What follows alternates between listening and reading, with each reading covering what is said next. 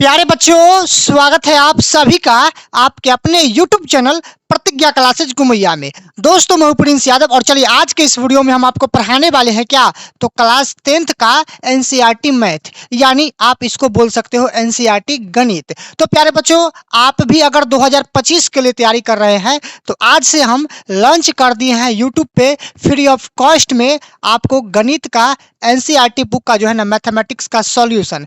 तो आज हम बेसिक से चैप्टर नंबर 1 से चालू करने वाले हैं।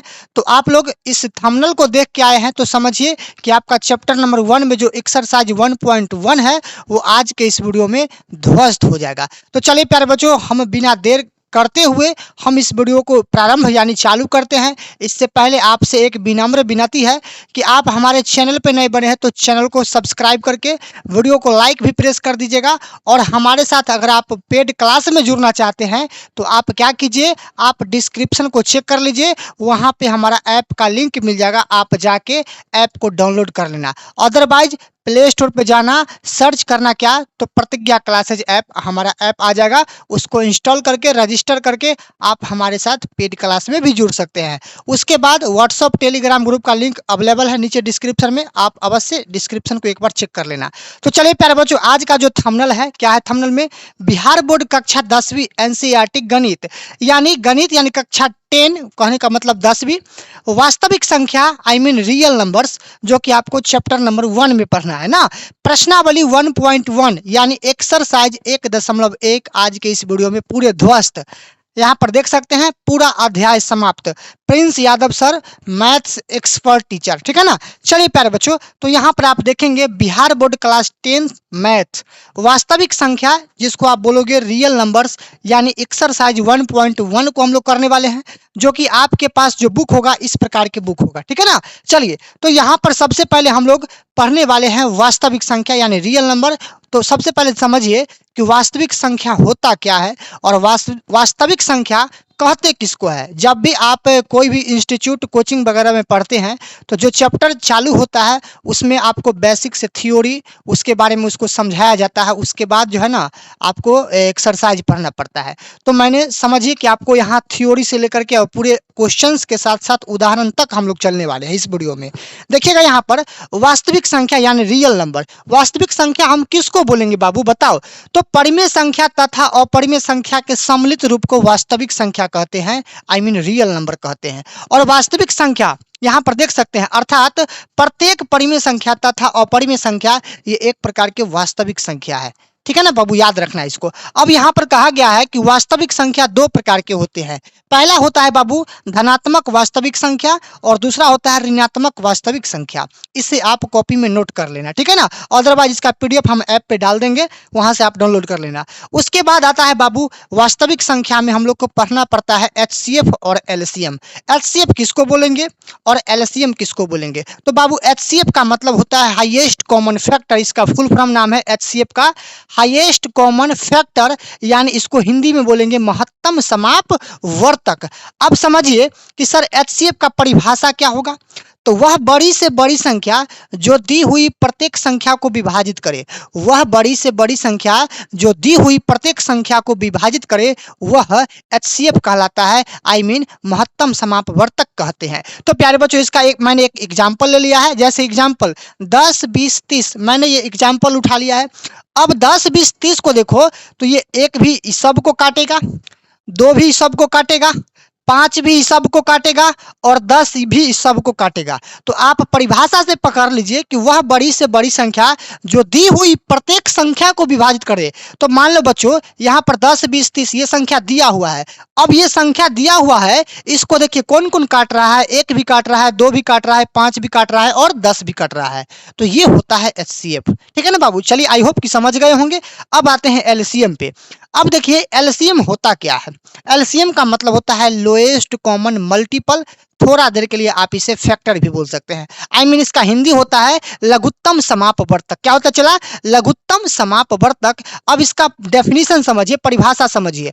वह छोटी से छोटी संख्या जो सबको विभाजित कर दे वह एलसीएम कहलाता है, यानी लघुत्तम समापवर्तक कहलाता है। एज ए एग्जाम्पल, इसका एग्जाम्पल क्या, जो सबको विभाजित कर दे, एलसीएम कहलाएगा। ठीक है ना। चलो अब आता है बाबू यहाँ पर यूक्लिड विभाजन प्रमेय का होता क्या है सर। सर हम लोग तो एक बेसिक में हम लोग बचपनों से पढ़ते आए हैं कि भाज्य बराबर भाजक गुना भागफल प्लस शेषफल होता है। और जो सीबीएसई के बच्चे हैं वो पढ़ते आए हैं क्या, डिविडेंड बराबर होता है डिविजन गुना क्वांटेंट और प्लस रिमाइंडर होता है ना बाबू जी। बिल्कुल सर होता है। तो समझिए इसी चीज को हम लोग को 10th में पढ़ना है, यूक्लिड विभाजन प्रमेय का। जैसे सपोज करो ए हमने कोई यहाँ पर पूर्णांक संख्या ले लिया है, तो ए को जब आप बी से भाग लगाओगे तो भागफल आएगा क्यू और रिमाइंडर यानी आर आएगा। ठीक है ना बाबू। तो आप इसको बोलोगे क्या सर, इसको हम लोग बोल देंगे भाज्य। इसको क्या बोलेंगे बाबू, इसको बोलेंगे भाज्य। और इसको बोलेंगे बाबू क्या, भाजक। इसको बोलेंगे भाजक। और इधर वाला जो है ये हो जाएगा हम लोग का कितना बाबू, ये हो जाएगा हम लोग का भागफल। और नीचे वाला ये जो है बाबू ये हम लोग का हो जाता है क्या सर, शेषफल हो जाता है। तो यही से एक फॉर्मूला बन जाता है क्या, भाज्य बराबर भाजक गुना भागफल प्लस शेषफल। इसको यूक्लिड विभाजन प्रमेय का पढ़लाते हैं तो हम कहते हैं ए बराबर बी क्यू प्लस आर। अर्थात ए क्या है, भाज्य है, उसके बाद बी क्या है तो भाजक है, क्यू क्या है भागफल है, तो भाजक से भागफल यानी ये दोनों के बीच में गुना का संबंध और प्लस रिमाइंडर जो कि आर नीचे में रहता है। क्लियर है ना। आई होप कि आप समझ गए होंगे इसे भी। अब आते हैं बाबू कहाँ पे, तो प्रश्नावली 1 पे, यानी प्रश्नावली 1.1 यानी एक्सरसाइज 1.1। 1.1 का बाबू आज का हम लोग का पहला प्रश्न है। पहला प्रश्न है बाबू, क्या कह रहा है कि निम्नलिखित संख्याओं का महत्तम समापवर्तक यानी HCF ज्ञात करने के लिए यूक्लिड विभाजन एल्गोरिथम का प्रयोग कीजिए। अब आपके सामने में प्रश्न दिए गए हैं, कहाँ से, तो रोमन नंबर 1 है, यहाँ पर रोमन नंबर 2 है और यहाँ पर बाबू आपके सामने रोमन नंबर 3 है। तो हम बारीकी से एक एक प्रश्न को यहाँ पर बना करके और आपके सामने यहाँ पर जो है ना इसका सॉल्यूशन देंगे। ठीक है ना बाबू। पहला प्रश्न समझिए, 135 है और 225 है। तो सबसे पहले बाबू आप करो क्या, 135 को लिखो, 135 को लिखो और उसके बाद लगाओ किसमें, 225 में। क्यों ऐसा क्यों, तो सर 135 जो है ना ये 225 से छोटा है, तो जब हम भाग देंगे तो छोटी संख्या से बड़ी संख्या में भाग देते हैं। क्लियर है ना। 135 से जाओ बाबू, एक बार में लगेगा, 2 बार में 270 ज्यादा हो जाएगा, तो एक बार में चला जाएगा कितना बाबू, 135। क्लियर है ना। चलो अब घटा लेना है बाबू, यहाँ 5 में 5 घटा लो 0, 12 में 3 घटा लो 90 हो गया, यानी आपका 90 बचेगा। और 90 से जाएंगे अब किस कहाँ पे, तो 135 में जाएंगे, 135 में जाएंगे। बताओ एक बार में जाएंगे सर, 90 दूना 180 ज्यादा हो जाएगा ना, तो एक ही बार में रहेंगे। अब समझिए कि 5 में 0 को घटा लेंगे तो 5 और यहाँ पर बचा कितना, यहाँ पर 13, 13 में से 9 गया तो बाबू कितना बचेगा, यहाँ पर 9 4 13 4 बचेगा यहाँ पर ना, तो ये हो गया आपका 45। अब इस 45 से इस 90 में हम लोग भाग लगाएंगे ना, यहाँ पर हम लोग 90 में लगाएंगे तो 45 दूना बाबू क्या होता है, 45 दूना हम लोग का 90 होता है। तो हम लोग का शेषफल कुछ नहीं बचा, तो हम इसे यूक्लिड विभाजन प्रमेयिका पर लाएंगे। यहाँ पर आप देख सकते हैं यूक्लिड विभाजन एल्गोरिथम पे लाएंगे, तो हम लोग यहाँ पर लिखेंगे यूक्लिड विभाजन प्रमेयिका से, अर्थात क्या लिखेंगे बाबू, ए बराबर बी गुना क्यू आप प्लस में लिखेंगे आर, ये थ्योरम है। अब बताइए सर ए का वैल्यू हम कहाँ से लाएंगे, तो ए हम लोग का भाज्य कितना है बाबू, 225 है, यहाँ पर डाल लेंगे 225 और बराबर भाजक कितना है सर, भाजक है 135 और गुना भागफल कितना है सर, भागफल 1 हो जाएगा। अब प्लस रिमाइंडर यानी शेषफल कितना हो जाएगा सर, 90 हो जाएगा। ये हुआ पहला स्टेप में। दूसरा स्टेप में भाज्य है हम लोग का कितना, 135 और बराबर भाजक हो जाएगा हम लोग का 90 यानी 90 गुना भागफल हम लोग का 1 रहेगा प्लस शेषफल हम लोग का 45 रहेगा। क्लियर है ना बाबू। चलो अब अगला तीसरा स्टेप पे देखो, हम लोग का भाज्य हो जाएगा कितना, भाज्य हो जाएगा हम लोग का 90 यानी 90 है ना, 90 हो जाएगा। यहाँ पर डालेंगे हम लोग 90 बराबर भाजक हो जाएगा हम लोग का कितना बाबू, 45 और गुना भागफल हो जाएगा हम लोग का कितना, 2 और प्लस शेषफल कुछ ना आया है तो हम लोग का हो जाएगा 0। अर्थात हम कह सकते हैं कि सर इसका जो मौस आया ना, HCF जो आया है ना सर, HCF किससे आया है, 0 जो आया है, ये 0 किससे कट के आया है सर, 45 से कट के आया है। तो हम कह सकते हैं सर HCF जो है आया ना, HCF कितना आया बाबू, HCF का वैल्यू आ गया 45। अतः आपका ये फाइनल आंसर हो गया। बोलिए समझ में आया कि नहीं आया बाबू। समझ में आया तो चैनल को सब्सक्राइब कर दो और साथ ही साथ वीडियो को आप लाइक भी प्रेस कर दो। ठीक है ना। अब आते हैं बाबू कहाँ पे, प्रश्न संख्या 1 का 2 नंबर पे, 2 नंबर। अब इस पे आते हैं, समझिए 196 और 38,220, इसमें सबसे छोटी कौन है सर? छोटी है 196। तो हम जाएंगे 196 से किस में? बड़ी संख्या में, यानी 38,220 में जाएंगे। तो बाबू आप बताओ कि सर 196 से ना डायरेक्ट अगर हम 195 बार पढ़ देते हैं ना, तो हम लोग का जो है 38,220 ये आ जाता है। आप डायरेक्ट गुना करके इससे मिला लो, तो आपका ये जो है ना ये फाइनल जवाब हो जाएगा। 196 से जो है 195 में भाग लगाइए, तो आपका पूरा पूरी खत्म हो जाएगा। अब इसे यूक्लिड विभाजन प्रमेयिका पे लाओगे, तो आप बोलोगे क्या सर? A बराबर B गुना Q प्लस क्या? तो सर R। तो बताइए ना गुरुदेव, A का वैल्यू कितना? A का वैल्यू हो जाएगा सर 38,220 और बराबर भाजक हो जाएगा 196 और गुना भागफल हो जाएगा सर कितना? 195 और प्लस रिमाइंडर कुछ ना है तो यहाँ पर हो जाएगा 0। अर्थात इसका HCF जो निकलेगा बाबू, इसका HCF कितना निकलेगा बाबू बताओ तो? HCF ये हो जाएगा हम लोग का कितना? HCF हो जाएगा 196, यानी ये वाला 196, यानी हम लोग का फाइनल जो है बाबू आंसर आ गया 100 कितना? 196 आ गया। अतः आपका क्वेश्चन नंबर 2 का भी आपका जो है ना बिल्कुल जवाब यहाँ पर आ गया। इसे भी आप इस प्रकार से बना सकते हैं, ठीक है ना। जब आपके बोर्ड परीक्षा में सब्जेक्टिव में क्वेश्चन आएगा इस टाइप से, तो आपको सेम हूबहू इसी टाइप से बनाना है भाषा के साथ साथ। क्लियर है ना? हाँ तो बाबू अब प्रश्न संख्या 3 हो जाएगा, 867 और 255। जैसा कि आपको हम यहाँ पे ला देते हैं, 867 और क्या हो जाएगा बाबू? 255 हो जाएगा, 255 हो जाएगा। यही ना प्रश्न है? हाँ सर यही तो प्रश्न है। अब हम इसे कैसे बनाएंगे सर, थोड़ा सा बताइए। 255 सर छोटा हो जाएगा, तो 255 से जाएंगे किस में जाएंगे सर? हम लोग जाएंगे 867 में जाएंगे। बोलिए तो कै बार में जाएगा सर? 3 बार में जाइए। 3 पची 15, 3 पची 15 और 1 16, 3 दूना 6 और 1 7 हो जाएगा सर। जब इसे घटाते हैं तो 2 आएगा, इसे घटाते हैं तो 0 आएगा, यहाँ पर 1 आएगा, यानी 102 आया। अब 102 से बाबू किस में जाएंगे? हम लोग 255 में जाएंगे। तो बताइए सर ये 2 बार में संभव है? हाँ सर, 2 दूना 4, यहाँ पर 0 और 2 एकम 2, यानी 204 आ गया। घटाने पर 1 बना, यहाँ पर 5 बना सर। 51 से जाइए सर 102 में, 51 से जाइए आप 102 में, तो बोलिए कै बार में जाएगा सर? 2 बार में देखिए तो जाके, तो 2 एकम 2 और 2 पंचे 10, ये तो पूरा पूरी खत्म हो गया सर, ये तो पूरा पूरी खत्म हो गया सर। यानी आप इसे यूक्लिड विभाजन प्रमेयिका पे ला दो ना सर, तो A बराबर क्या होता है? B गुना Q प्लस R होता है। अब इसी थ्योरम पे रख देना है सर। A का वैल्यू हो जाएगा 867 और बराबर भाजक हो जाएगा हम लोग का 255 और गुना भागफल हो जाएगा हम लोग का 3 और प्लस शेषफल हम लोग का हो जाएगा कितना? 102, 102 हो जाएगा। फिर दूसरा स्टेप में हो जाएगा हम लोग का यहाँ पर 255 और बराबर कितना हो जाएगा बुआ जी? 102 हो जाएगा और गुना यहाँ पर बताओ क्या हो जाएगा सर? 2 हो जाएगा और प्लस में यहाँ पर क्या हो जाएगा? प्लस में 51 हो जाएगा ना? हाँ सर हाँ। अब बताइए यहाँ पर कितना होगा सर? 102 हो जाएगा, बराबर भाजक हो जाएगा 51 और गुना भागफल हो जाएगा वहाँ पर 2 और प्लस हो जाएगा रिमाइंडर कुछ ना है तो 0। अर्थात हम कह सकते हैं कि सर इसका जो मस आया, यानी HCF जो आया बाबू, HCF जो आया है ना, HCF, वो सर HCF कितना आया है बताइए तो सर HCF हम लोग का 51 आया है। ये हम लोग का फाइनल जवाब हो गया 51। बताइए सभी को क्लियर है? सभी को क्लियर है? हाँ सर सभी को क्लियर है। तो आइए इसे एक बार स्क्रीनशॉट ले लीजिए, आप इससे एक बार स्क्रीनशॉट ले लीजिए। क्लियर है? अब आते हैं बाबू दूसरा नंबर प्रश्न पे। तो आज का प्रश्न संख्या 2 नंबर है बाबू। 2 नंबर में क्या बोला है आपके सामने कि दर्शाइए कि कोई भी धनात्मक विषम पूर्णांक 6q प्लस 1 या 6q प्लस 3 या 6q प्लस 5 के रूप का होता है, जहां कोई पूर्णांक है, जहां कोई पूर्णांक नहीं है, जहां q कोई पूर्णांक है, जहां q कोई पूर्णांक है। तो बाबू हम इसे कैसे बनाएंगे? विषम पूर्णांक है। विषम पूर्णांक का मतलब क्या होता है सर? विषम संख्या या आई मीन इवन नंबर। तो विषम संख्या आप किसको बोलोगे सर? विषम संख्या जो 2 से पूर्णतः विभाजित न होता है, और सम संख्या आई मीन ओड नंबर जो 2 से पूरा पूरा विभाजित होता है। तो सर हमें विषम के रूप में दर्शाना है ना, तो यहाँ पर सबसे पहले हम लोग मान लेंगे। क्या करेंगे बाबू? सबसे पहले हम लोग मान लेंगे, लिखेंगे यहाँ पर यहाँ पर सबसे पहले सॉल्यूशन लिखेंगे। सबसे पहले क्या लिखेंगे बाबू? सॉल्यूशन लिख करके हम लोग डैश देंगे और यहाँ से प्रश्न पत्र को हम लोग बनाने का प्रयास करेंगे। लिखेंगे माना कि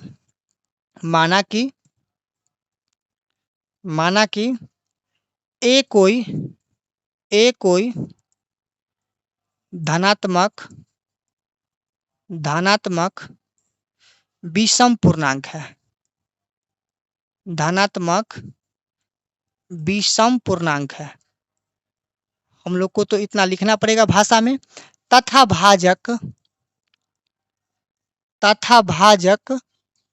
भाजक यानी इसको हम लोग बी बोलते हैं। भाजक कितना है बाबू? देखो सब में 6 है ना, सब में 6 है भाजक। तो हम लोग भाजक को यहाँ पर डाल देंगे कितना बाबू? भाजक को हम लोग डाल देंगे यहाँ पर। भाजक कितना है सर? भाजक हम लोग का 6 है। माना कि ए कोई धनात्मक विषम पूर्णांक है तथा भाजक क्या है बाबू? भाजक हम लोग का 6 है। अब करेंगे इसीलिए यूक्लिड विभाजन प्रमेयिका से। यहाँ पर देखेंगे क्या, इसीलिए यूक्लिड विभाजन प्रमेयिका से, यूक्लिड विभाजन प्रमेयिका से, ठीक है ना बाबू? प्रमेयिका से बस इस टाइप से आपको बनाना है, यूक्लिड विभाजन प्रमेयिका से। सर बताइए इसका यूक्लिड विभाजन प्रमेयिका क्या है? सर ए बराबर बी गुना क्यू, अर्थात बी क्यू अब प्लस में क्या होता है सर? आर होता है। ये होता है यूक्लिड विभाजन प्रमेयिका का थ्योरम। तो हम कह सकते हैं सर ए का वैल्यू कितना हो जाएगा? ए का वैल्यू कितना हो जाएगा बताइए तो? सर ए हमें पता न है, ए को ए रहने दो बाबू, और बराबर बी हम लोग को पता है, बी का वैल्यू कितना है सर? 6 है। तो यहाँ पर 6 हो जाएगा और क्यू प्लस आर, यानी बाबू ए का वैल्यू आ गया 6Q प्लस आर। अब हम लोग क्या करेंगे, यहाँ पर आर का वैल्यू डालेंगे, यानी रिमाइंडर को डालेंगे। यहाँ पर लिखेंगे अतः आर का संभव मान। यहाँ पर लिखेंगे बाबू क्या? अतः आर का संभव मान। आर का क्या लिखेंगे बाबू? आर का संभव मान, ठीक है ना? आर का संभव मान को डालेंगे। अब मान को क्या डालेंगे बाबू? तो आर का संभव मान देखिए, भाजक कितना है? भाजक 6 है। तो 6 से पहले हमको डालना है, ना कि 6 के बाद में डालना है। 6 के बाद नहीं होगा और नहीं 6 होगा, क्योंकि 6 लास्ट है ना। तो 6 से पहले आप 5 तक रहोगे। तो आर का संभव मान क्या डालोगे बाबू? यहाँ पर डालना 0, 1, 2, 3, 4 और क्या 5। तो बाबू आपको ये इतना डालना है, आर का संभव मान, यानी जहां जहां पे आर है वहां पे बारीकी से 0 से लेकर के और 5 तक हम लोग रखते चले जाएंगे, ठीक है ना बाबू? इतना तो आप समझ गए होंगे। तब लिखेंगे क्या, यहाँ पर लिखेंगे तब, ठीक है ना? क्या लिखेंगे? ए बराबर कितना है बाबू? 6Q है। 6Q प्लस आर, आर के स्थान पे क्या लिखेंगे? 0 लिखेंगे। यानी इसको जब आप पूरा कैलकुलेशन करोगे, तो आपका ये ए का वैल्यू कितना आएगा? 6Q में जब 0 को जोड़िएगा तो क्या आएगा बाबू? 6Q आएगा। यानी ए का वैल्यू आपका हो गया 6Q। क्लियर है? अब हम लोग करेंगे क्या, दूसरा बार में हम लोग करने वाले हैं क्या? ए बराबर क्या है? 6Q प्लस, पहले 0 रखे है ना, अब हम लोग 1 को रखेंगे, 1 रख दिए। फिर करेंगे क्या? ए बराबर तीसरा बार में 6Q प्लस क्या है? यहाँ पर 1 डाले हैं, अब किसको डालेंगे बाबू? 2 को डालेंगे। फिर इधर आ जाते हैं, फिर इधर लिखेंगे ए बराबर कितना बाबू? भाजक तो 6 है, यहाँ पर Q हो जाएगा, अब प्लस यहाँ 2 के बाद क्या हो जाएगा? 3 हो जाएगा, यहाँ पर 3 रख लेते हैं। फिर चौथा बार में ए बराबर 6Q प्लस क्या हो जाएगा सर? 4 हो जाएगा। फिर ए बराबर क्या हो जाएगा? 6Q प्लस क्या हो जाएगा? 5 हो जाएगा। यानी 0 से लेकर के हम लोग 5 तक जो है ना रख लिए।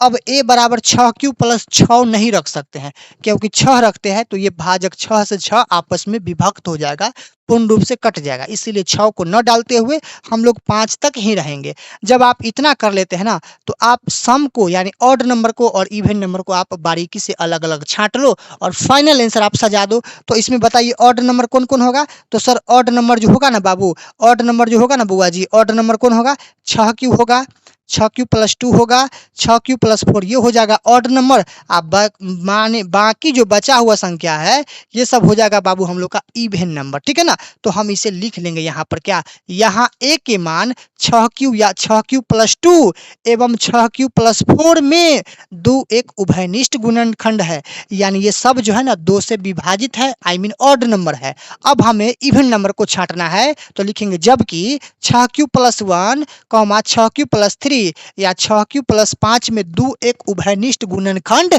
नहीं है। आई मीन ये इवन नंबर हो जाएगा, विषम संख्या हो जाएगा।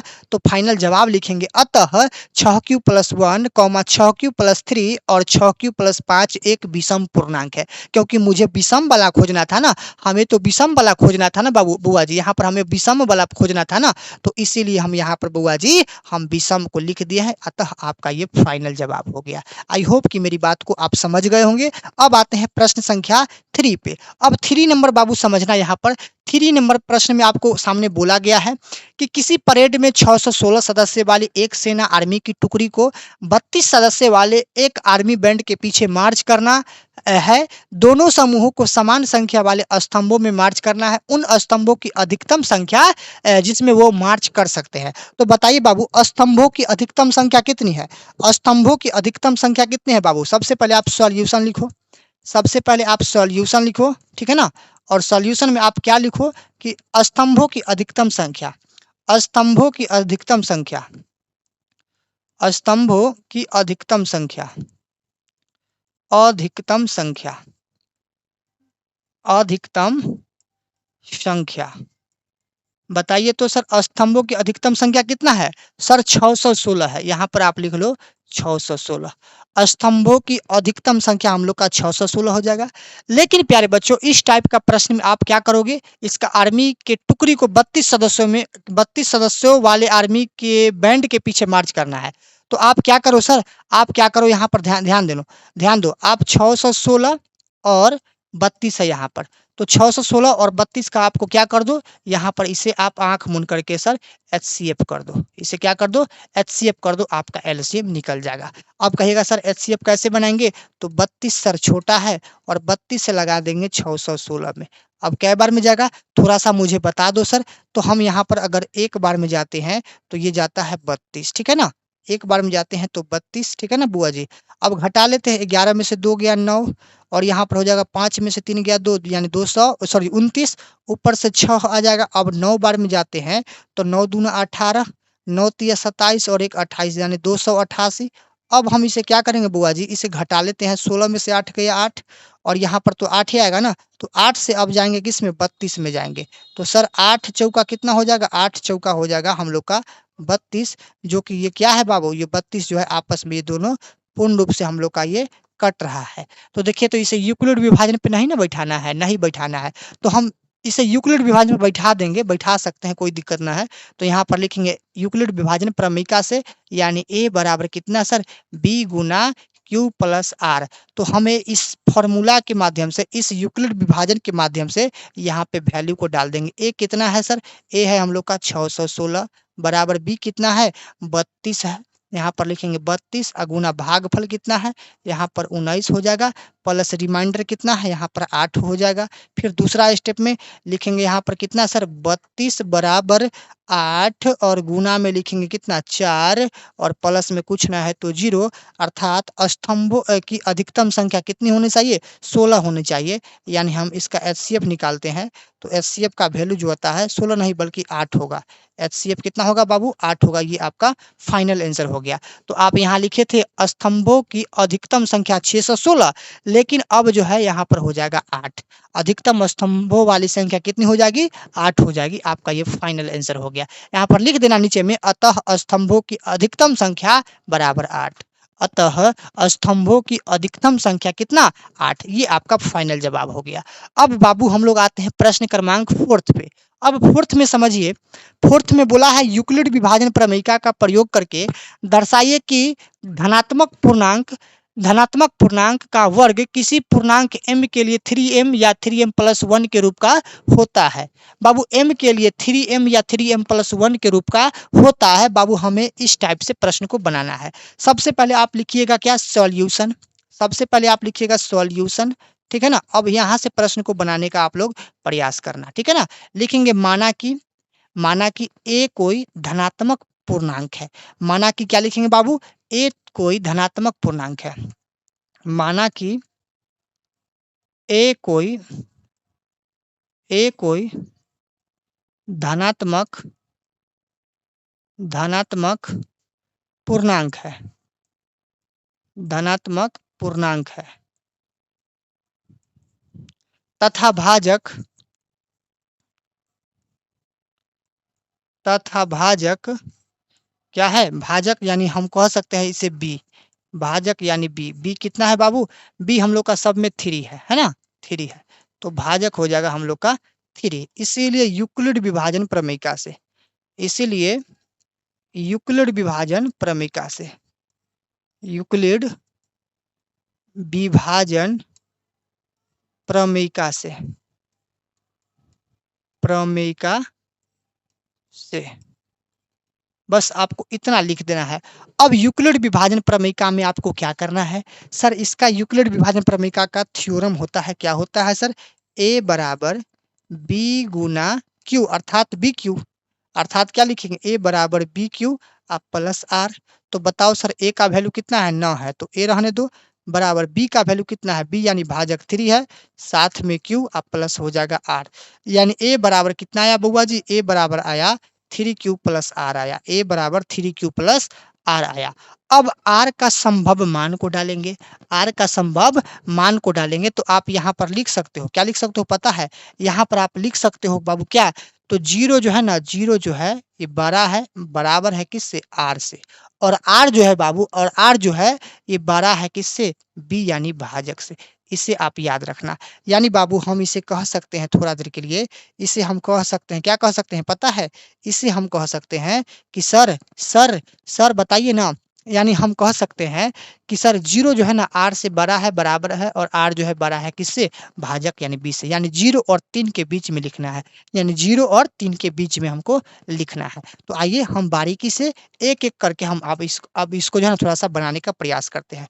पहला नंबर यानी केस नंबर 1 में, केस नंबर 1 में, केस 1 में हम अब इसको बनाने का प्रयास करते हैं। सबसे पहले लिखिएगा यदि आर बराबर, यदि आर बराबर, यदि आर बराबर कितना, तो सबसे पहले देखिए भाजक कितना है, 3 है ना, तो आप ऐसा कीजिए, आप ऐसा कीजिए, 3 से पहले क्या क्या क्या हो जाएगा, तो 0 1 2 और 3 ये तीनों हो जाएगा। तो यहाँ पर लिख सकते हो क्या, आर का संभव मान, अतः अतः आर का संभव मान, अतः आर का संभव मान, अतः आर का संभव मान, क्या बोलोगे सर, संभव मान कितना हो जाएगा, तो सर 0 हो जाएगा, 1 हो जाएगा, 2 हो जाएगा, 3 ना होगा, क्यों, क्योंकि भाजक तो 3 है ही, इसीलिए 0 1 2 हो जाएगा, ठीक है ना। यदि आर बराबर कितना बउआ जी, आर बराबर अगर हम 0 लेते हैं, 0 लेते हैं, तो बताओ कि ए बराबर कितना होगा, ए बराबर हम लोग का 3q है, 3q है, और प्लस आर, आर के स्थान पे हम लोग 0 रख देंगे, तो हम इसे कहेंगे सर ए बराबर कितना, ए बराबर हो जाएगा 3q, ए बराबर क्या हो जाएगा 3q। अब बोला है पूर्णांक का वर्ग, अब वर्ग यानी इसे हम स्क्वायर करेंगे, क्या करेंगे बाबू, स्क्वायर करेंगे, यहाँ पर लिखेंगे दोनों तरफ वर्ग करने पर, दोनों तरफ वर्ग यानी स्क्वायर करने पर, दोनों तरफ वर्ग करने पर, दोनों तरफ क्या क्या करने पर बाबू, वर्ग करने पर। अब दोनों तरफ क्या कर देंगे सर, वर्ग कर देंगे। अब इधर आइए हम इधर लाते हैं, ए बराबर कितना है 3q है, ए बराबर कितना है सर, ए बराबर 3q है। अब इसका भी स्क्वायर कर देंगे और इसका भी आपको स्क्वायर कर देंगे, कोई दिक्कत नहीं सर, कोई दिक्कत नहीं। बताइए सर, यहाँ हो जाएगा ए स्क्वायर और बराबर 3 का स्क्वायर क्या होगा 9, और ये हो जाएगा क्यू स्क्वायर, यानी ए स्क्वायर बराबर हो गया आपका 9q स्क्वायर। तो आप कहोगे सर सर ये ए स्क्वायर बराबर कितना होगा, 9 में कॉमन कितना है 3 है, तो अंदर में हो जाएगा 3q स्क्वायर, ए स्क्वायर बराबर 3 इंटू यानी ब्रैकेट में 3 3 जा 9q स्क्वायर। तो आप बोलो ब्रैकेट में जो बंद है उसका नाम है इनर, अब ब्रैकेट से बाहर में जो है उसको बोलेंगे आउटर, तो आउटर से इनर में गुना करते हैं तो आपका 9q बन जाता है, आई मीन 3 से अगर 3 में पढ़ते हैं तो 3 3 जा 9 और q स्क्वायर हो जाता है।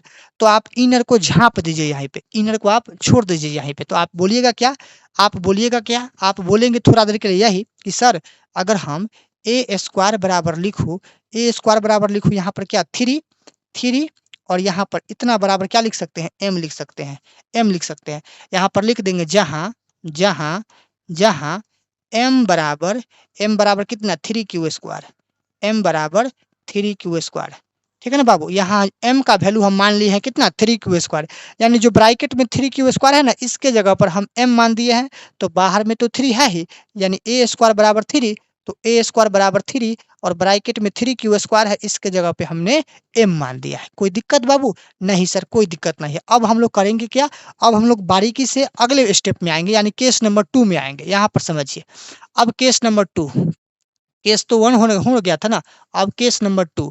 अब केस नंबर 2 में फिर से लिखेंगे, यदि यदि r बराबर 0 रखे थे, अब रखेंगे 1, तो क्या होगा सर, 1 तो क्या होगा, a बराबर हो जाएगा 3q अब प्लस यहाँ पर 1 हो जाएगा ना।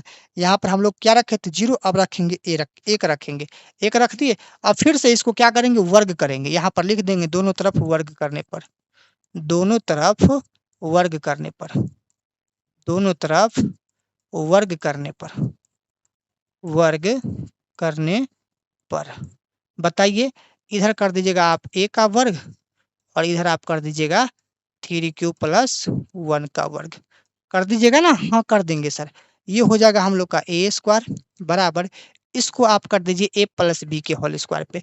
तो आप जानते हैं, आप जानते हैं सर a प्लस बी के होल स्क्वायर क्या होता है, a प्लस बी के होल स्क्वायर क्या होता है, a स्क्वायर प्लस 2ab और प्लस बी स्क्वायर, ये फॉर्मूला होता है। इसी फॉर्मूला पे आप इसे तोड़ लो, इसी फॉर्मूला पे आप इसे क्या करो बाबू, इसी फॉर्मूला पे आप लोग इसे अब तोड़ लो। कोई दिक्कत रहेगा? नहीं सर, कोई दिक्कत नहीं रहेगा।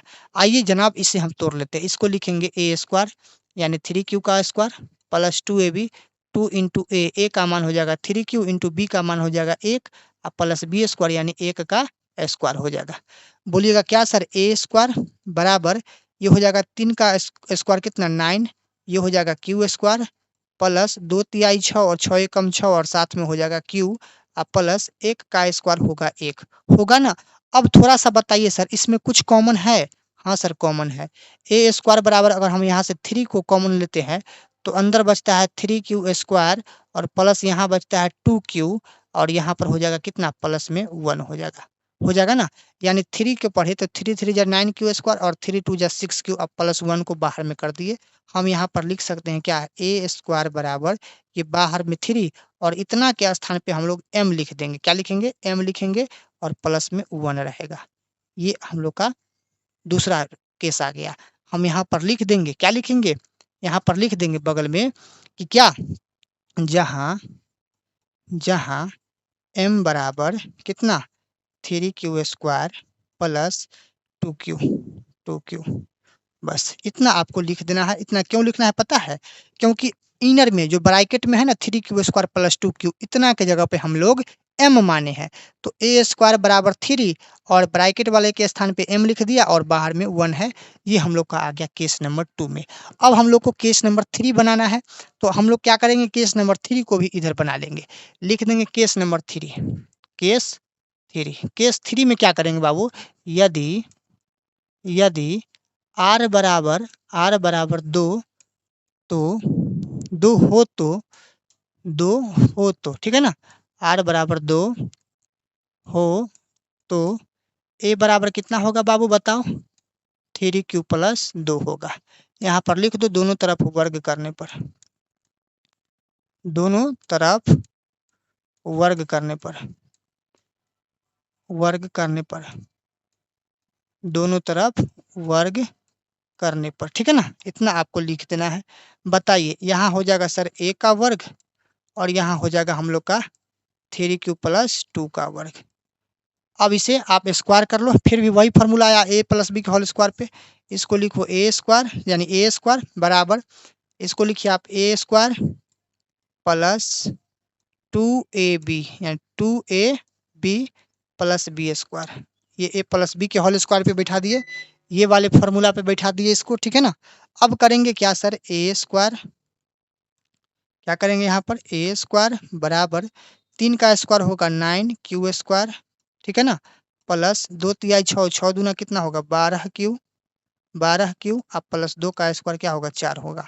अब हम इसको क्या लिख सकते हैं पता है सर, इसको हम लिख सकते हैं a स्क्वायर बराबर, इसको लिखेंगे 9q स्क्वायर प्लस यहाँ पर लिखेंगे 12q अब प्लस 4 को हम लोग लिख सकते हैं 3 प्लस 1, 4 को लिख सकते हैं 3 प्लस 1। तो यहाँ पर लिख देंगे क्या, a स्क्वायर बराबर, इसमें कुछ कॉमन है, 3 है कॉमन, तो 3 कॉमन लेते हैं तो अंदर में हो जाता है 3q स्क्वायर अब प्लस यहाँ हो जाता है 4q यानी 4 तिया 12, अब प्लस यहाँ पर 1 हो जाएगा और फिर बाहर में हो जाएगा +1। ठीक है ना, कोई दिक्कत नहीं है सर। 4 को हमने इसीलिए 2 फैक्टर में बांटा था 3 + 1 करके, ताकि 3 से 3 कॉमन होके 1 आ जाए। तो हम लोग यहाँ पर लिख सकते हैं क्या, a² बराबर 3 और ये पूरे ब्रैकेट वाला के स्थान पे लिख सकते हैं m और +1। देखिए दोनों राशि यहाँ पर आपका सेम आया, दोनों राशि यहाँ पर आपका सेम आया बउआ जी।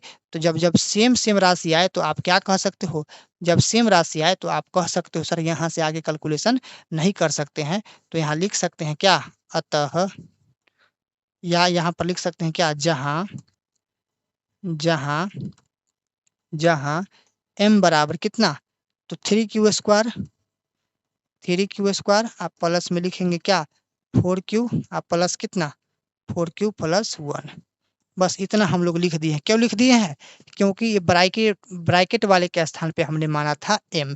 इतना आपको इसीलिए बाबू लिखना पड़ेगा, क्योंकि आपका ये जो है क्या हो गया बाबू, आपका ये आंसर हो गया, आपका ये आंसर हो गया। ठीक है ना। अब आंसर कैसे हुआ बारीकी से समझिए।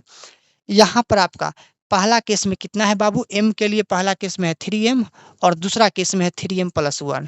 तो पहला केस में आपका यहाँ पर आ गया ना 3m, पहला केस में, केस नंबर 1 में यहाँ तो मैंने ला दिया 3m। अब दूसरा केस में यहाँ पर देखो 3m + 1 आया, लेकिन बाबू जब तीसरा केस को भी सोल्व किए हैं तो 3m + 1 भी आया। इसका मतलब ये सत्य है। तो आपको इतना बोर्ड परीक्षा में लिखना पड़ेगा, तब आपको पूरा में पूरा अंक आपको मिल सकता है। क्लियर है ना। अब आते हैं बाबू अगले प्रश्न पे। अगला प्रश्न नंबर देखिएगा यहाँ पर, अगला प्रश्न हो जाएगा आज का लास्ट क्वेश्चन है 5 नंबर। कहा गया है यूक्लिड विभाजन प्रमेयिका का प्रयोग करके दर्शाइए कि किसी धनात्मक पूर्णांक का घन 9m या 9m 9m, 9m + 1 या 9m + 8 के रूप का होता है। यहाँ पर घन है, घन का मतलब क्या होता है बाबू, क्यूब होता है। यानी किसी भी नंबर्स को आप क्यूब करते हो, जैसे 2 का क्यूब 8 होगा, 2 दूना 4, 4 दूना 8 होगा, 3 का क्यूब 3 तिया 9, 9 तिया 27, इस प्रकार से क्यूब होता है। तो हम लोग क्या करेंगे सर, हम लोग क्या करेंगे, इसका हम लोग क्यूब करेंगे यानी घन करेंगे। कैसे करेंगे, सबसे पहले आपको लिखना है सॉल्यूशन, सॉल्यूशन, सॉल्यूशन। यहाँ पर लिखना है माना कि ए कोई धनात्मक पूर्णांक है। ए कोई क्या है बुआ जी, धनात्मक पूर्णांक है, तथा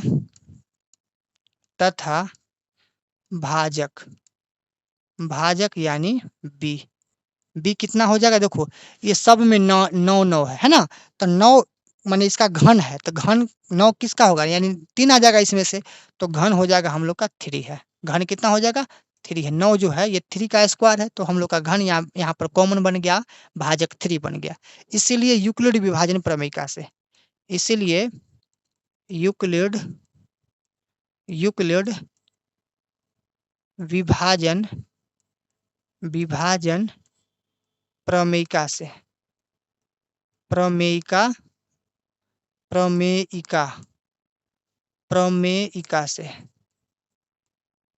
प्रमेयिका से। अब देखिए यूक्लिड विभाजन प्रमेयिका का मतलब क्या, a बराबर bq + r। यानी हम बोलेंगे सर a का वैल्यू कुछ ना है और बराबर b का वैल्यू यहाँ पर 3 हो जाएगा और ये रहेगा q और प्लस में r, यानी a बराबर कितना आया, 3q + r आया। तो हम कह सकते हैं सर 0 बराबर है किससे, r से, और r बराबर है किससे, r सॉरी 0 बड़ा, यहाँ पर समझिए 0 बड़ा है बराबर है किससे, r से, r से कि b से, सर r से, और r बड़ा है किससे, b यानी भाजक से। ठीक है ना, आप इस चीज को आप याद रखना। तो हम बोलेंगे सर हम बोलेंगे क्या, बोलेंगे जानते हैं, हम बोलेंगे क्या सर, 0 और 3 के बीच का नंबर्स होगा, क्योंकि b यानी भाजक तो 3 है, भाजक तो 3 है, और r यानी रिमाइंडर, तो रिमाइंडर क्या हो जाएगा, 0 से लेकर के 3 के बीच में, यानी 3 से पहले 2 तक रहेंगे। तो लिखेंगे अतः r का संभव मान, यहाँ पर लिख देंगे अतः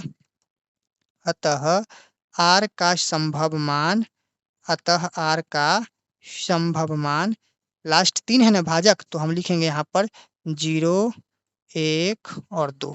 r का संभव मान क्या लिखेंगे बाबू, 0, 1, 2। अब यहाँ से बारीकी से एक एक केस करके बनाते आएंगे। यहाँ पर लिखेंगे क्या, केस नंबर 1, केस नंबर 1। ठीक है ना, आप ऐसे कर दो केस नंबर 1, केस नंबर कैसे इस प्रकार से कर दो, केस नंबर 1, यदि यदि r बराबर 0 हो 0 हो तो a बराबर क्या होगा बताओ तो? a बराबर होगा सर यहाँ पर 3q आप प्लस में 0, अर्थात a बराबर क्या लिख सकते हैं? a बराबर 3q लिख सकते हैं। दोनों को जोड़ देंगे तो 3q आ जाएगा। अब हम करेंगे क्या बुआ जी? अब हम करेंगे क्या थोड़ा सा बताओ तो? दोनों तरफ घन कर दीजिए। यहाँ पर लिख देंगे दोनों तरफ घन करने पर, दोनों तरफ घन करने पर, घन करने पर, क्योंकि घन है ना इसलिए हम दोनों तरफ क्या कर देंगे? घन कर देंगे। अब देखिए बारीकी से हम आपको इधर लाते हैं, क्या इधर ले आते हैं। यहाँ पर थोड़ा सा इसको पहले कैलकुलेशन कर देते हैं। ये है a, तो इसको आप कर दो a का क्यूब, घन का मतलब क्यूब होता है, बराबर यहाँ पर 3q है तो 3q को आप कर दो क्या? 3q को आप क्यूब कर दो। आप कर दो इसको a का क्यूब बराबर 3 का क्यूब क्या होता है? 27 और क्यूब का क्यूब होता है, 27 क्यूब का क्यूब होता है। अब इसमें कॉमन देखो क्या है सर? इसमें कॉमन हो जाएगा a क्यूब बराबर, इसमें 9 कॉमन लेते हैं तो अंदर में बचता है 3q का क्यूब, 3q का क्यूब होता है ना।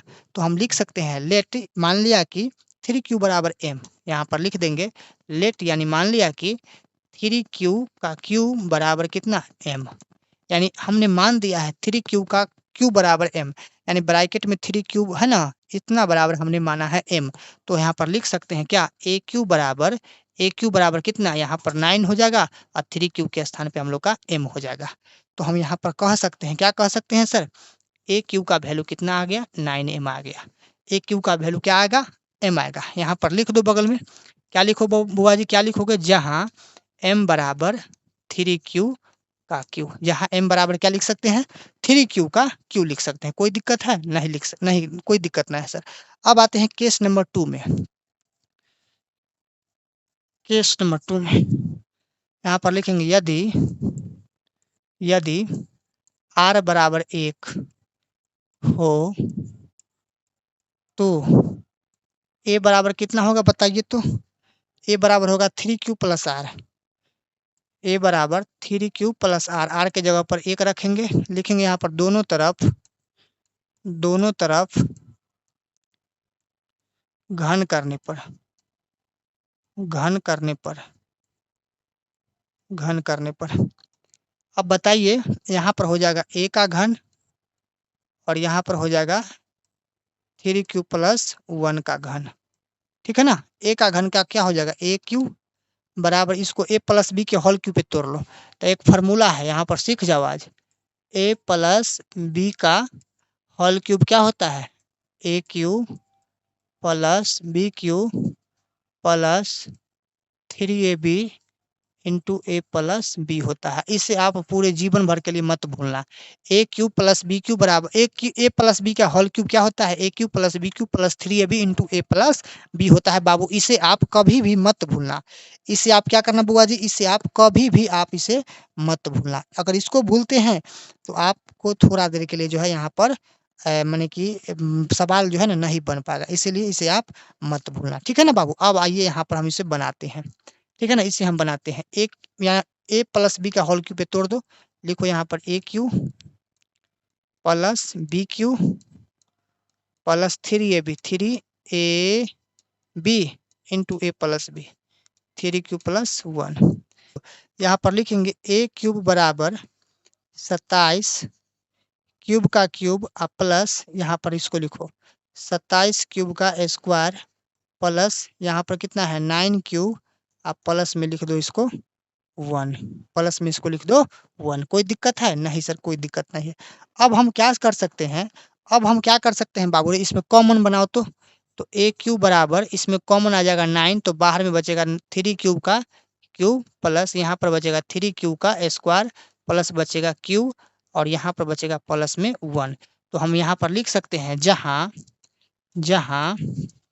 क्या लिख सकते हैं बुआ?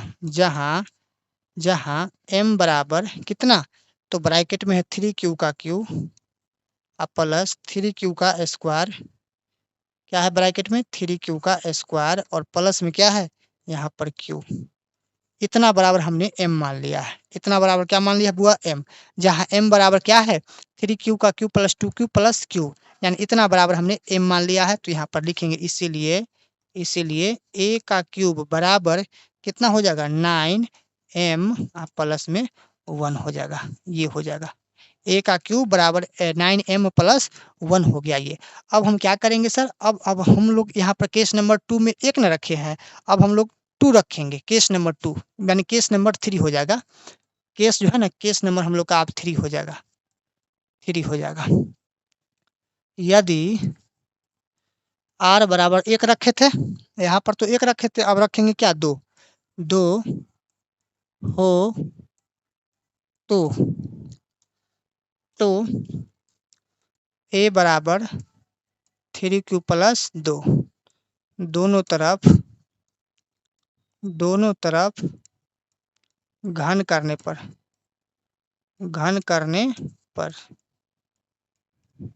यहाँ हो जाएगा a का घन और यहाँ हो जाएगा 3q प्लस 2 का घन। तो हम लिख सकते हैं इसको a क्यू बराबर a प्लस बी के होल क्यू पे तोड़ दीजिए, a cube plus B cube plus 3ab 3ab into a plus B 3q plus 2 a plus B की होल क्यू, यानी ये फॉर्मूला से डाल दिए, ठीक है ना। अब ध्यान दीजिए ये हो जाएगा हम लोग का a क्यूब बराबर 3 का क्यूब क्या होगा 27 क्यूब का क्यूब प्लस 2 का क्यूब 8 प्लस 3 3 9 9 दूना हो जाएगा 18 क्यूब, अंदर में हो जाएगा 3q प्लस कितना 2, ठीक है ना बुआ। इसको हम लिखेंगे a का क्यूब बराबर 27 क्यूब का क्यूब प्लस यहाँ पर 8 प्लस 18 त्रिक 54, 18 त्रिक 54 क्यू स्क्वायर आप प्लस 18 दूना 36 क्यूब, ठीक है ना। हम इसको आप लिखेंगे क्या, लिखेंगे a का क्यूब बराबर ये हो जाएगा 27 क्यूब का क्यूब आप प्लस ये 54 क्यूब स्क्वायर आप प्लस 36 क्यूब आप प्लस ये हो जाएगा 8। तो हम यहाँ पर लिख देंगे क्या, लिखेंगे जहाँ नहीं, अभी जहाँ नहीं लिखिए, अभी लिखिए a क्यूब बराबर कॉमन बनाइए, अभी कॉमन बनाइए आप a क्यूब बराबर कॉमन क्या हो जाएगा, सब में कॉमन 9 कॉमन है। अगर 9 कॉमन लेते हैं तो अंदर में क्या बचता है, यहाँ मत लीजिए कॉमन, यहाँ मत लीजिए कॉमन बउआ, ऊपर लीजिए, ऊपर आते हैं, यहाँ पर आते हैं, ठीक है ना, यहाँ पर आते हैं, यहाँ पर देखिए a क्यूब बराबर अगर 9 कॉमन लेते हैं तो अंदर में बचता है यहाँ पर 9 तिया 27 3 क्यूब का क्यूब प्लस 54 9 छक 54 यानी क्यूब का स्क्वायर प्लस यहाँ पर हो जाएगा 9 चक 36, यहाँ हो जाएगा 4 क्यूब, अब बाहर में हो जाएगा प्लस में 8। तो हम लिख सकते हैं a क्यूब बराबर 9 और ब्रैकेट के स्थान पे m, अब बाहर में कितना है 8 है। तो हम लोग का ये जो है एक प्रकार के आंसर निकल गया। यहाँ पर लिख सकते हैं जहाँ m बराबर कितना बाबू, तो 3 क्यूब का क्यूब अब प्लस 6 क्यू स्क्वायर अब प्लस 4 क्यू, ये हो जाएगा हम लोग का m का वैल्यू, m का मान m के स्थान पे इतना है, ठीक है ना। तो आपका एक तो आंसर आपका ये आ गया, ध्यान दो, एक तो आंसर आपका ये आ गया 9m वाला, दूसरा आंसर आपका एक ये आ गया 9m प्लस 1 वाला, और तीसरा आंसर आपका एक ये आ गया 9m प्लस 8 वाला। आई होप कि आप लोग इस वीडियो को ढेर सारा प्यार दीजिएगा, और इसमें आपको टोटल क्वेश्चन प्रश्नावली 1.1 में जो क्वेश्चन था आपका टोटल प्रश्न हमने पढ़ा डाला।